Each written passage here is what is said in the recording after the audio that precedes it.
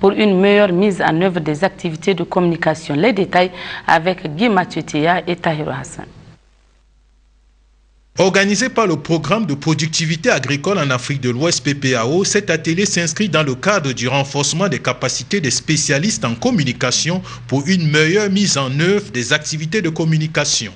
Pour la représentante du Conseil ouest-africain de la recherche pour le développement en Afrique de l'Ouest et du centre CORAF, au terme de cet atelier, les points focaux et les spécialistes en communication seront outillés pour améliorer dans leur pays la visibilité des PPAO à travers une mise en œuvre efficace de la stratégie et plan de communication.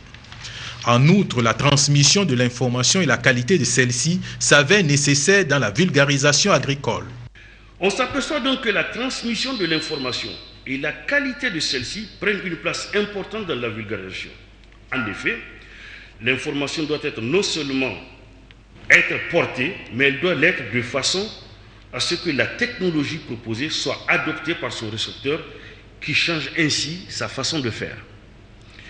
Nul n'est donc besoin, chers participants, de vous démontrer plus toute l'importance de la communication dans l'adoption de ce qui est nouveau. Je ne m'étalerai pas sur les différentes méthodes de communication, de l'information et les différents canaux et supports de la communication. En revanche, vous me permettrez de dire quelques mots sur l'élément important élargissant considérablement l'action de vulgarisation agricole qui, ainsi, ne se limite plus à la simple propagation de l'innovation. Cet élément, c'est le souci de faire adopter cette innovation, aboutissement ultime de programme de vulgarisation, souci qui implique un changement de comportement. N'est-ce pas là le thème central de notre rencontre?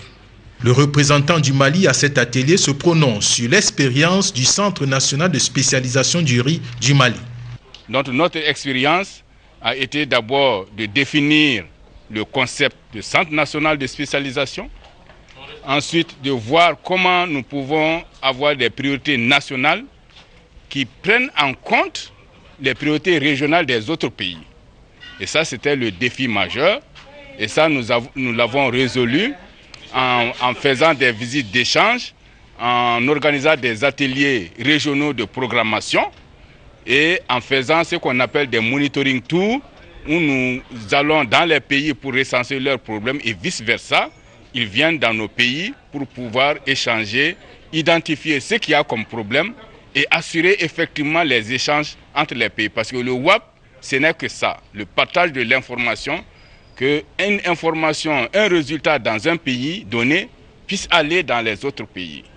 Et que ces pays aussi puissent envoyer leurs résultats au Mali. La présence à cet atelier des spécialistes en communication de l'Afrique de l'Ouest permettra sans nul doute d'atteindre des résultats à la hauteur des espoirs suscités par le programme de productivité agricole en Afrique de l'Ouest, PPAO.